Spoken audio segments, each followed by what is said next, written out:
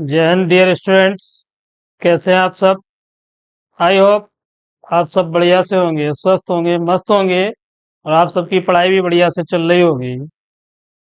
तो आज के इस वीडियो में जो आपकी कक्षा 10 की विज्ञान में हम रसायन विज्ञान की एक लगातार सीरीज चल रही है, उसमें जो आपका चैप्टर नंबर 4 कार्बन तथा उसके यौगिक,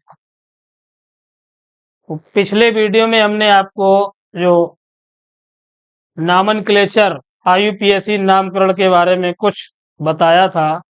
तो आज के इस वीडियो में आपको आईपीएसी नामकरण के साथ साथ उसमें जो नियम है कि पूर्व लग्न है, आपका मूल शब्द है, प्राथमिक अनुलग्न है, द्वितीयक अनुलग्न है, इन सभी के बारे में बताएंगे। इसके बाद में आपको आज आईपीएसी नामकरण भी कराया जाएगा बढ़िया से। तो चलिए टाइम ना लेते हुए सीधे वीडियो पे चलते हैं। और जो भी हमारे पिछले वीडियो हैं रसायन विज्ञान के, उन सभी की हमने एक प्लेलिस्ट बना रखी है। तो आप अगर चैनल पर नए हैं तो हमारे चैनल को सब्सक्राइब करें, लाइक करें और दोस्तों को शेयर करें। और किसी प्रकार की कोई भी समस्या अगर आपको आ रही है रसायन विज्ञान में, तो आप मेरा जो व्हाट्सएप नंबर है 8853243603, उस नंबर पे सीधे संपर्क कर सकते हैं। तो चलिए सीधे वीडियो पे चलते हैं आज के टॉपिक पर अपने।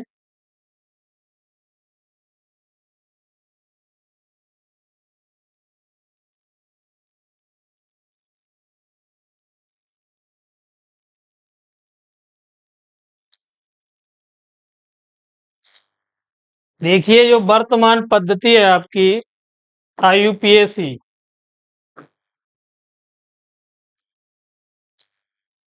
तो इस पद्धति में हमने नामकरण के लिए निम्नलिखित नियम के आधार, देखिए लिखा है, निम्न नियमों के आधार पर किया जाता है।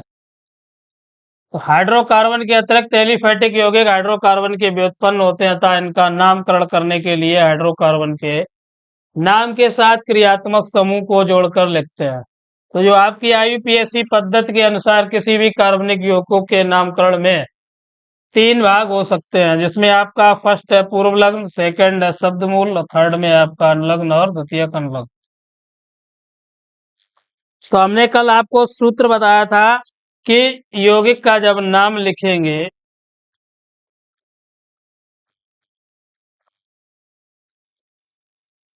तो आपका पहले तो पूर्व लग्न लिखा जाएगा प्लस शब्द मूल जो है आपका शब्द मूल, इसके बाद में प्राथमिक अनुलग्न,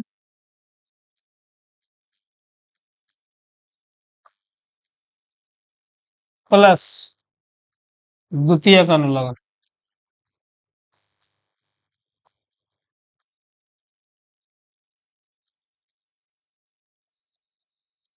ये आपका यौगिक का नामकरण करने के लिए फार्मूला। ध्यान रखना है कि पूर्व लग्न सबसे पहले हमें क्या लिखना है, देखना है पूर्व लग्न, उसके बाद में शब्द मूल, उसके बाद में प्राथमिक अनुलग्न और द्वितीयक अनुलग्न।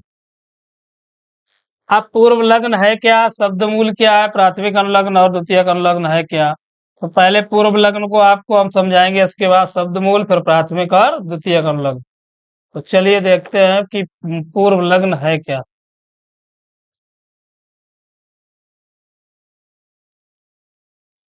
पूर्व लग्न लिखा है आपका कि ये पार्श्व श्रृंखला एल्केल समूह परमाणु के समूह, एल्केल समूह और एल्केल परमाणु समूह, एल्केल परमाणु के समूह, ये यहाँ पे गलत है। एल्केल परमाणु के समूह जैसे आपका फ्लोरो है, क्लोरो है, ब्रोमो है, आइडो है, नाइट्रो है, एल्कॉक्सी है आदि को दर्शाते हैं। आप देखिए पूर्व लग्न में जैसे कोई फ्लोरो आ गया, क्लोरोफ्लोरीन है, क्लोरीन है, ब्रोमीन है, आयोडीन है, या आपका कोई नाइट्रो NO2, एल्कॉक्सी, ये सभी। तो इनके नाम को लिखने से पहले जो आप आईपीएसी लिखेंगे, उसे लिखने से पहले हम पूर्व लग्न, ये सभी पूर्व लग्न, फ्लोरो है आपका, फ्लोरीन को हम फ्लोरो लिखेंगे, क्लोरीन को हम क्लोरो लिखेंगे, ब्रोमीन को हम ब्रोमो लिखेंगे, आयोडीन को हम आयोडो लिखेंगे और नाइट्रो NO2 नाइट्रो। इसी प्रकार जो OR है आपका, इसे हम एल्काक्सी। अब इसमें अगर एक से अधिक है, अब पूर्व लग्न में हमने बताया कि एक से अधिक, अब जैसे आपका एक ही साथ लिखा है फ्लोरो और क्लोरो, तो अब हमें इसमें क्या देखना है कि अल्फाबेटिकली जो अंग्रेजी की वर्णमाला होती है उसके अकॉर्डिंग हमें लिखना है। अब इसमें जैसे फ्लोरो आपका है फ्लोरो और क्लोरो, तो इसमें हमें देखना है पहला अक्षर फ्लोरो और क्लोरो में कि अंग्रेजी वर्णमाला के अनुसार कौन सा पहले आता है। तो फ्लोरो और क्लोरो में जो पहले आएगा उसे हम पहले लिखेंगे और जो बाद में आएगा उसे बाद में लिखेंगे। अब जैसे आप फ्लोरो है और क्लोरीन सी से शुरू हो रहा है क्लोरो, तो सी और एफ में जो पहले आएगा उसे हम पहले लिखेंगे, इसके बाद में दूसरा नाम लिखेंगे। तो आशा करता हूँ कि आपको पूर्व लग्न सभी को समझ में आ रहा होगा कि जो हमने बताया कि जो भी आपके हेलोजन है, फ्लोरीन है, क्लोरीन है, ब्रोमीन है, आयोडीन है, स्टाटीन या कोई नाइट्रो ग्रुप है, तो इन सभी को हम मूल शब्द से पहले लिखेंगे, जिसमें आपको हमने बताया कि अगर एक से अधिक हैं, तो जब एक से अधिक उपस्थित हैं तो वहां पे हम अंग्रेजी वर्णमाला के अनुसार उन्हें लिखेंगे। अब आपका दूसरा है शब्द मूल। तो शब्द मूल देखिए, यह कार्बनिक यौगिक की मुख्य श्रृंखला में कार्बन परमाणुओं की संख्या को प्रदर्शित करता है। अब जो आपकी मुख्य श्रृंखला दे रखी है वह कार्बन परमाणुओं को प्रदर्शित करता आता है। इनका नाम मुख्य श्रृंखला में उपस्थित कार्बन परमाणुओं की संख्या पर निर्भर करता है। तो जितने भी कार्बन परमाणु होंगे उनकी संख्या पर निर्भर करेगा जो आपका शब्द मूल है। अब जैसे कार्बन 1 है, तो 1 के लिए हम मेथ, जब कार्बन की संख्या 2 है तो इसके लिए हम एथ, और जब कार्बन की संख्या 3 है तो इसके लिए हम प्रोप, और जब कार्बन की संख्या 4 है तो इसके लिए ब्यूट, अब जब कार्बन की संख्या आपको 5 है तब पेंट, 6 होने पर एक्स, 7 के लिए हेप्ट, 8 के लिए ऑक्ट, और अगर कार्बन की संख्या जब 9 है तो नॉन, और 10 के लिए हम डेक है। और भी, लेकिन आपको इस लेवल पे, हाई स्कूल लेवल पर इतना ही जानना है कि जब कार्बन की संख्या 1 होगी तब हम उसे मेथ, 2 होगी तो उसे एथ, 3 होगी तो उसे प्रोप, 4 के लिए हम ब्यूट, 5 के लिए पेंट, 6 के लिए हेक्स, 7 के लिए हेप्ट, 8 के लिए ऑक्ट, 9 के लिए नॉन और 10 के लिए डेक। तो कार्बनिक यौगिक की मुख्य श्रृंखला में हमें कार्बन परमाणुओं की संख्या को देखना है और कार्बन परमाणुओं की संख्या के आधार पर हम उसका नामकरण करेंगे। तो नोट कीजिए कि 1 के लिए मेथ, 2 के लिए, 3 के लिए प्रोप, 4 के लिए ब्यूट, 5 के लिए पेंट, 6 के लिए हेक्स, 7 के लिए हेप्ट, 8 के लिए ऑक्ट, 9 के लिए नॉन, 10 के लिए डेक। चलिए अगला प्राथमिक अनुलग्न।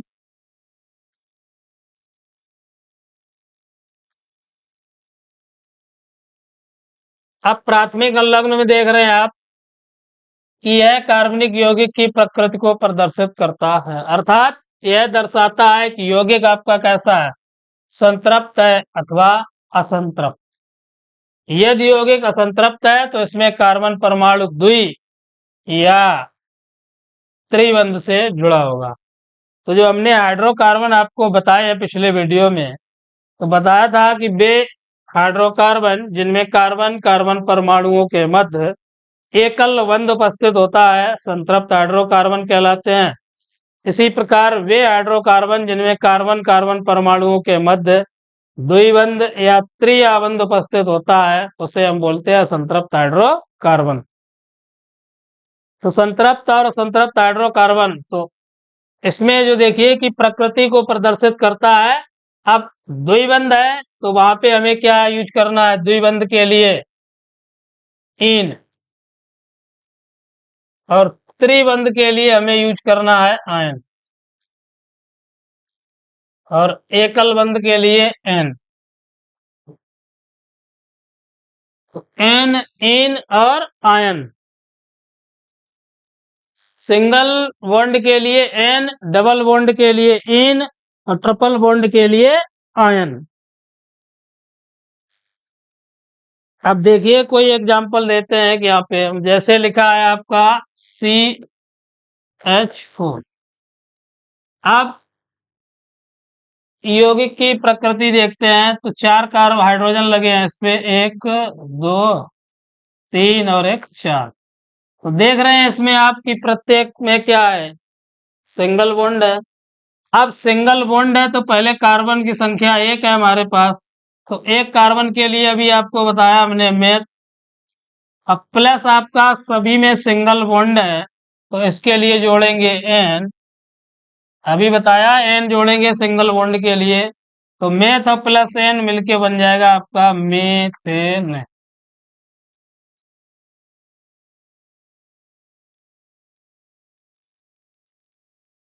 या एक और दूसरा एग्जांपल देखते हैं, जैसे लिखा हो C2H6। ये भी देखिए, इसे भी जब ओपन करेंगे हम तो बन जाएगा आपका CH3 और बॉन्ड CH3। इसमें भी हमें सिंगल बॉन्ड ही दिख रहा है। अब कार्बन की संख्या 1 और 1 2 है, तो 2 के लिए हमने बताया था एथ, और सिंगल बॉन्ड के लिए क्या जोड़ना है, एन, तो बन जाएगा आपका एथेन।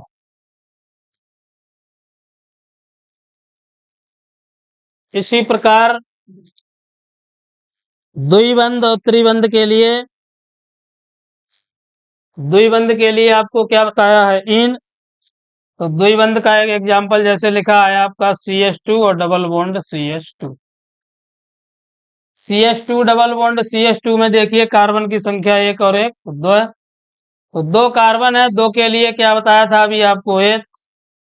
अब बॉन्ड देख रहे हैं आप, द्विबंध है, द्विबंध के लिए क्या बताया, इन। तो एथ प्लस इन बराबर बन जाएगा आपका एथीन। इसी प्रकार एक ट्रिपल बॉन्ड का भी देखते हैं, CH ट्रिपल बॉन्ड CH। अब इसमें भी आप देख रहे हैं कार्बन की संख्या कितनी है, 1 और 1 2। जब कार्बन की संख्या 2 है, 2 के लिए क्या, हम एथ। अब प्लस ट्रिपल बॉन्ड के लिए या त्रिबंध के लिए क्या बताया हमने, आयन, तो बन जाएगा आपका एथायन। तो ये रहे आपके एग्जाम्पल प्राथमिक अनुलग्न के। तो ध्यान रखना है कि यदि यौगिक संतृप्त है तो एन, और संतृप्त है तो इन और आयन, द्विबंध या त्रिबंध देख के। चलिए नेक्स्ट टॉपिक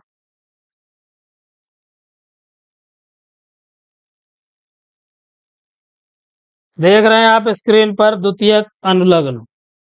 तो द्वितीयक अनुलग्न देखिए क्या है आपका, कि यह यौगिक के मुख्य क्रियात्मक समूह का ज्ञान कराता है। इसे IUPAC में सबसे अंत में लिखा जाता है। लिखा है प्रत्येक क्रियात्मक समूह के लिए एक विशेष नाम और सूत्र निर्धारित किया गया है, इन्हें 2 प्रकार से व्यक्त किया जा सकता है। तो जो आपका द्वितीयक अनुलग्न है, यौगिक के मुख्य क्रियात्मक समूह का हमें ज्ञान कराता है, और इसे पद्धति में सबसे अंत में लिखते हैं। प्रत्येक क्रियात्मक समूह के लिए एक विशेष नाम और सूत्र निर्धारित है। अब जो फर्स्ट पॉइंट देख रहे हैं आप, कि यदि क्रियात्मक समूह मुख्य क्रियात्मक की भांति रासायनिक क्रिया में प्रयुक्त हो रहा है, तो उन्हें हम द्वितीयक अनुलग्न के लिए निर्धारित नाम के अनुसार लिख देते हैं। और नंबर 2 पे है कि यदि किसी कार्बनिक यौगिक में एक से अधिक क्रियात्मक समूह उपस्थित हैं, तो उनमें से केवल एक ही क्रियात्मक समूह मुख्य क्रियात्मक समूह होता है, एवं केवल उसे द्वितीयक अनुलग्न की भांति लिखा जाता है। शेष जो होगा आपको वो पूर्व लग्न द्वारा दर्शाया जाएगा। तो एग्जाम्पल बताओ, पहले तो आपको हम मुख्य क्रियात्मक समूह बताएंगे। तो देखिए मुख्य क्रियात्मक समूह क्या है आपके,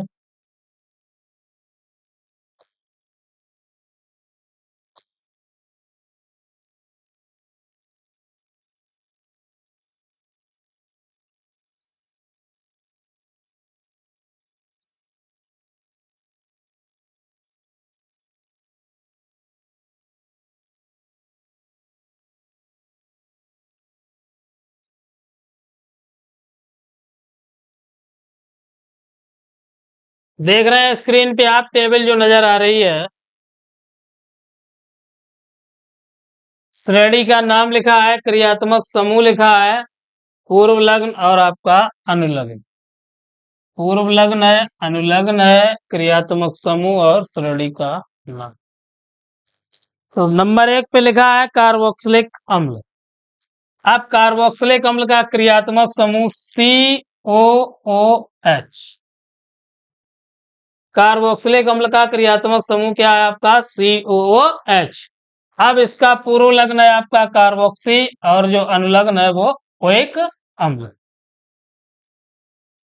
तो कार्बोक्सिलिक में क्या है कि क्रियात्मक समूह हमारा COOH और जो पूर्व लग्न में हम लिखेंगे उसे कार्बोक्सी और जो अनुलग्न होगा उसे हम ओइक के रूप में प्रयोग करेंगे। नेक्स्ट नंबर 2 पे है आपका एस्टर। तो एस्टर आपका होता है COOR। एस्टर है COOR। अब इसे पूर्व लग्न में हम एल्केल कार्बोक्सी जानते हैं, एल्केल कार्बोक्सी। और जो आपका अनुलग्न है वहां पे हमें क्या लिखना है? O8। क्या जोड़ना है? O8। अगला है आपका सल्फोनिक अम्ल। तो सल्फोनिक अम्ल के लिए जो पूर्व लग्न है आपका वो सल्फो है, SO3H। क्रियात्मक समूह ध्यान रखना है सल्फोनिक अम्ल का SO3H। और जो पूर्व लग्न है आपका वो सल्फो है और अनुलग्न क्या है? सल्फोनिक अम्ल।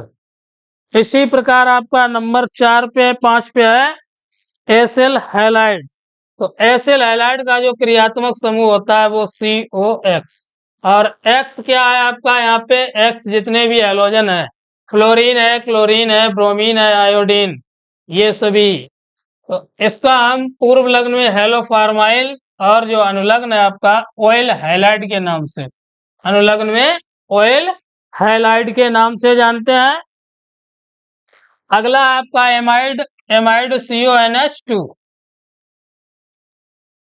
CONH2 इसका क्रियात्मक समूह होता है और पूर्व लग्न में हम इसे कार्बामाइल, कार्बामाइल और जो आपका अनुलग्न है वो एमाइड के रूप में रहता है। तो नेक्स्ट है आपका एल्डिहाइड। एल्डिहाइड के लिए CHO। अब एल्डिहाइड का जो क्रियात्मक समूह बताया हमने CHO। और पूर्व लग्न है आपका फार्माइल और जो अनुलग्न है वो क्या है? अल। इसी प्रकार है साइनाइड। अब साइनाइड का क्रियात्मक समूह आपका CN और जिसे हम पूर्व लग्न में साइनो और अनुलग्न में नाइट्राइल। ध्यान रखना है साइनाइड को कि साइनो और नाइट्राइल। अगला आपका कीटो। तो कीटो के लिए हम CO को बोलते हैं पूर्व लग्न में ऑक्सो या कीटो, कीटो जाने आप। और जो आपका अनुलग्न है उसमें क्या जोड़ना है हमें? ऑन। इसी प्रकार नेक्स्ट है आपका एल्कोहल। एल्कोहल का जो क्रियात्मक समूह है वो है OH और जो पूर्व लग्न है आपका वो है हाइड्रोक्सी और इसमें अनुलग्न के रूप में हम इसे ऑल के रूप में प्रयोग करेंगे, ऑल। नेक्स्ट है आपका थायोल। थायोल का जो क्रियात्मक समूह होता है SH। अब थायोल का SH होता है क्रियात्मक समूह पूर्व लग्न में से मरकैप्टो और अनुलग्न में थायोल। पूर्व लग्न में ध्यान रखना है मरकैप्टो और अनुलग्न में थायोल। इसी प्रकार अगला है आपका एमीन। तो एमीन आपका होता है NH2।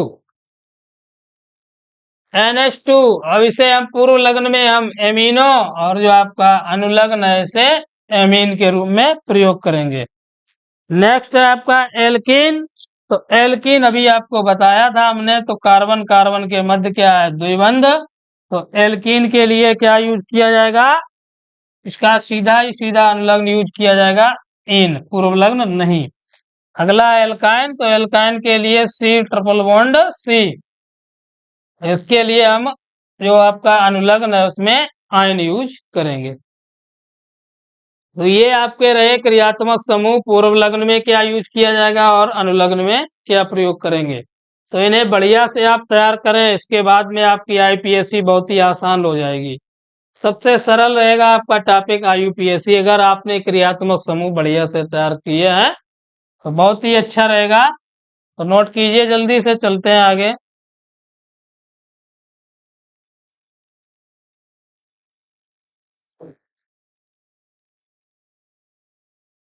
हो गया नोट, चलिए देखते हैं।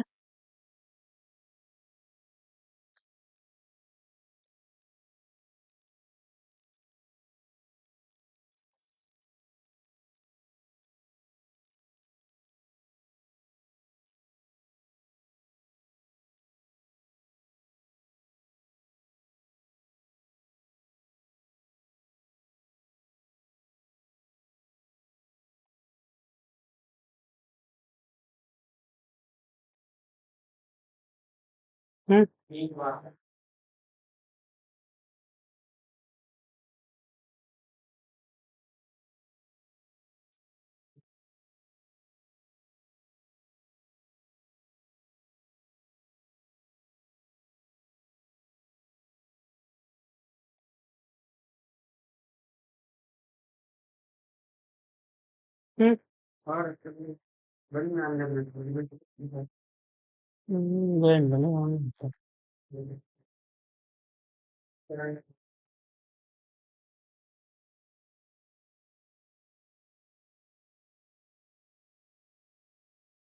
तो देखिए, अब यहाँ पे हम कुछ यौगिकों का नामकरण करेंगे।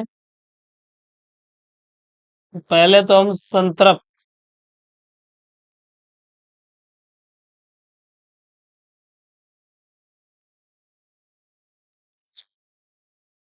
संतृप्त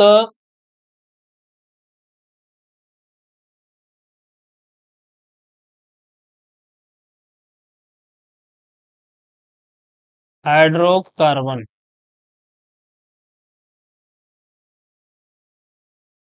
संतृप्त हाइड्रोकार्बन या पैराफिन,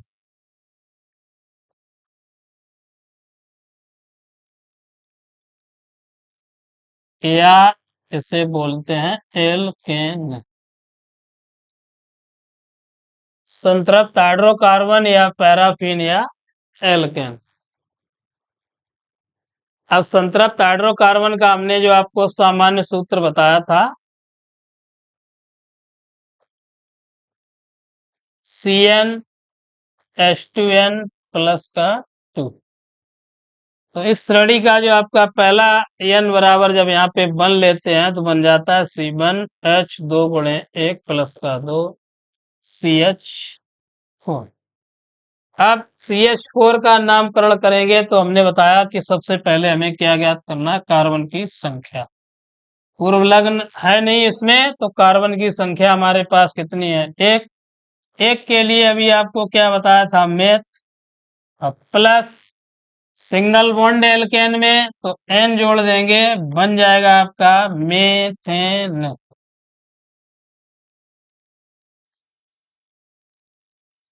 इसी प्रकार नंबर 2, N बराबर 2 लेते हैं जब, तो बन जाएगा आपका C2H6। C2H6 या इसे इस प्रकार भी लिख सकते हैं आप, CH3 बॉन्ड CH3। अब इसमें कार्बन की संख्या पहले गिनेंगे, एक और एक, दो। दो के लिए अभी क्या यूज किया था हमने, एथ, और सिंगल बॉन्ड है तो बनेगा एड एन, तो जोड़ने पर हमें प्राप्त होगा एथेन। इसी प्रकार अगला नाम देखते हैं, अगर एन बराबर जब 3 रखेंगे यहाँ पे तो दे रखा है, बन जाएगा फार्मूला C3H8। या जब हम इसे ओपन करेंगे तो बन जाएगा आपका CH3 बॉन्ड CH2 और बॉन्ड CH3। इसमें देख रहे हैं आप कार्बन की संख्या 1, 2 और 3। तो कार्बन की संख्या आपके पास 3 है, तो 3 के लिए हमने अभी बताया था आपको प्रोप, प्लस सिंगल बॉन्ड है तो होगा N, बन जाएगा प्रोपेन। इसी प्रकार आगे भी आप लिख सकते हैं। अभी हम आपको पहले तो क्रमबद्धता से बताएंगे, इसके बाद में मिक्स में आपको आईपीएससी कराएंगे, तो नोट करते जाइए, जल्दी से नोट कीजिए।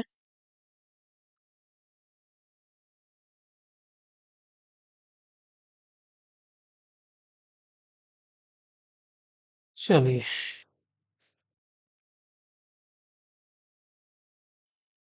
नेक्स्ट।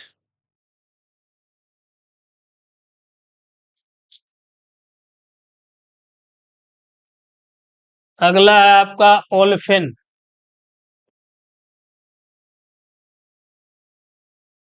या एल्कीन।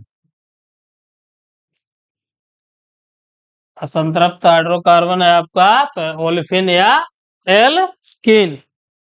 अब इसका हमने जो फार्मूला बताया था आपको CnH2n।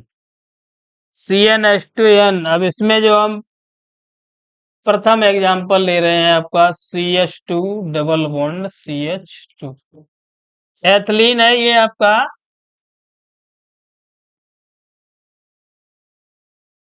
एथिलीन। अब देखिए इसका IPAC नामकरण करेंगे तो कार्बन की संख्या कितनी है, एक और एक दो। जब कार्बन की संख्या दो है तो दो के लिए हमने बताया था एथ। अब द्विबंध है, द्विबंध के लिए क्या बताया था, इन। तो बन जाएगा आपका एथीन।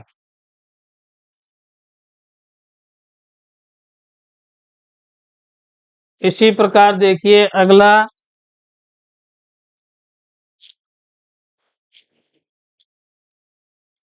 अगला है आपका नंबर 2 पे देखते हैं CH2 सिंगल बॉन्ड CH और डबल बॉन्ड CH2।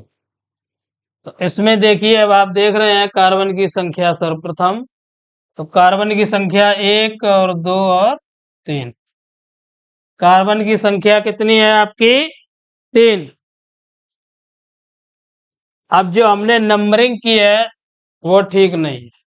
ध्यान रखना है इस प्रकार के यौगिकों में कि हमें नंबरिंग जो है वो बॉन्ड को वरीयता देनी है पहले। तो इधर डबल बॉन्ड यहाँ पे है एक नंबर पे, तो इधर से ही नंबरिंग करनी है। तो नंबरिंग हम यहाँ से करेंगे इसकी। तो एक और दो आपका तीन। अब तीन के लिए क्या बताया था, प्रोप प्लस द्विबंध है, द्विबंध के लिए क्या बताया था, इन। कितने नंबर पे लगा है तो नंबरिंग भी लिख सकते हैं, ना लिखें तब भी कोई दिक्कत नहीं, लिख देते तो ज्यादा बेटर रहेगा। तो बन जाएगा आपका ऐसे जोड़ करने पर प्रोपीन 1। कीजिए, ये दो एग्जाम्पल रहे आपके ओल्फिन या एल्कीन के। अगले देखते हैं। अभी कंबाइंड में एक बढ़िया सा क्लास IPAC का ही रहेगा, जिसमें आपको हम कंबाइंड में कराएंगे सभी।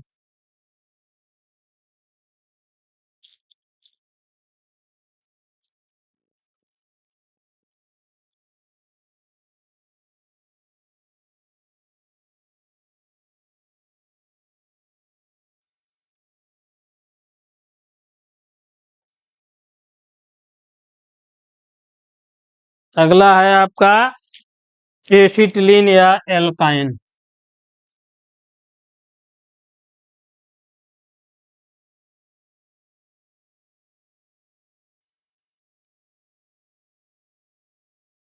एसिटिलीन या एल्काइन। एसिटिलीन या एल्काइन, इसका जो सामान्य सूत्र है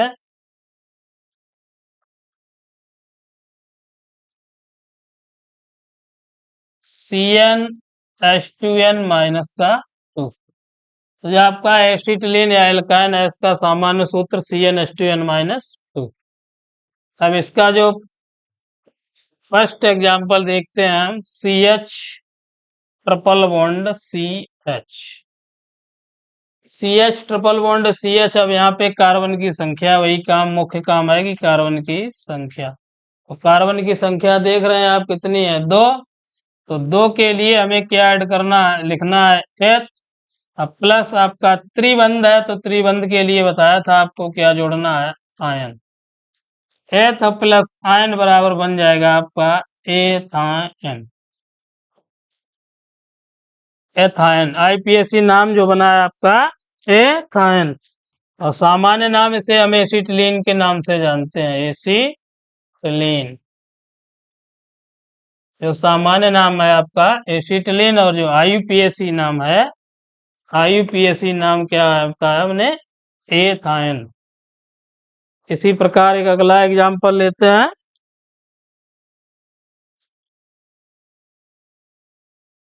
जैसे CH3C और ट्रिपल बॉन्ड CH।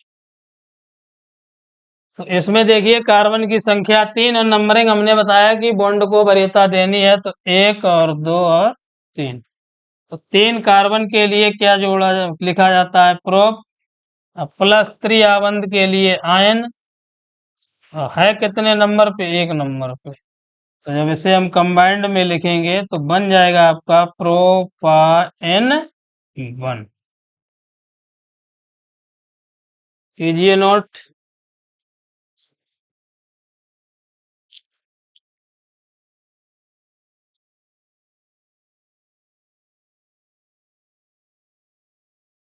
चलिए नेक्स्ट देखते हैं।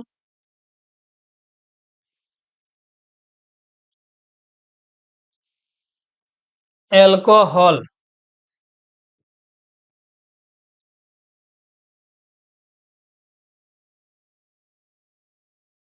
या एल्केनॉल।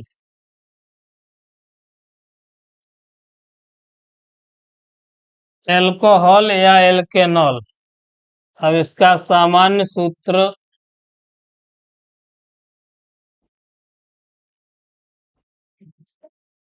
CnH2n+1 और OH। CnH2n+1 और OH। तो देखिए अब इसका हम जो प्रथम एग्जांपल लेते हैं CH3OH। इसका साधारण नाम जानते हैं हम, मेथिल एल्कोहल होता है, मेथिल एल्कोहल। अब इसका आईपीएसी नामकरण करेंगे। तो आईपीएसी के लिए हमने बताया कार्बन की संख्या आपकी यहाँ कितनी है, 1। तो 1 के लिए क्या बताया था, मेथ। अब प्लस सिंगल बॉन्ड है तो इसके लिए क्या जोड़ा जाएगा, एन। अब आपका जो द्वितीयक अनुलग्न है, प्राथमिक अनुलग्न क्या है, प्राथमिक अनुलग्न एन हो गया। अब द्वितीयक अनुलग्न क्या है, ओ एच। तो ओ एच के लिए अभी हमने आपको बताया था कि जो सीरीज अभी टेबल बनवाई थी उसमें बताया था कि अनुलग्न के लिए क्या लिखा जाएगा, ऑल। हाइड्रोक्सी ग्रुप है आपका तो इसके लिए ऑल। तो बन जाएगा मेथ, ये बन जाएगा मेथेनॉल। आईपीएसी नाम मेथिल अल्कोहल का बन गया मेथेनॉल। अगला देखते हैं CH3CH2 और OH। इसे साधारण नाम हम एथिल एल्कोहल, साधारण भाषा में इसे एथिल एल्कोहल के नाम से जानते हैं, जिसे आप शराब या मदिरा कहते हैं। इसमें कार्बन की संख्या 1 और 1 2। अब 2 के लिए क्या प्रयोग करेंगे, एथ, प्लस आपका बन जाएगा एन, अब प्लस बन जाएगा ऑल, तो नाम आपका हो जाएगा एथेनॉल, एथेनॉल। ये रहा।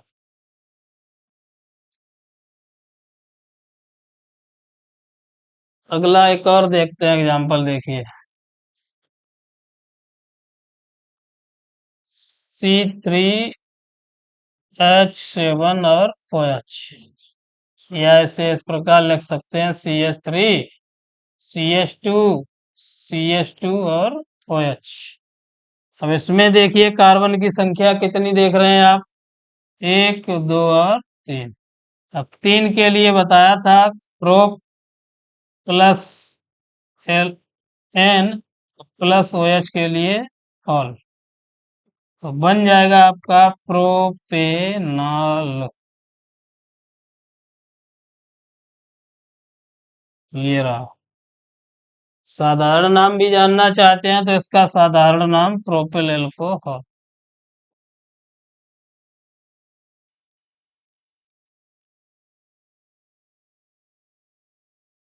चल कीजिए नोट।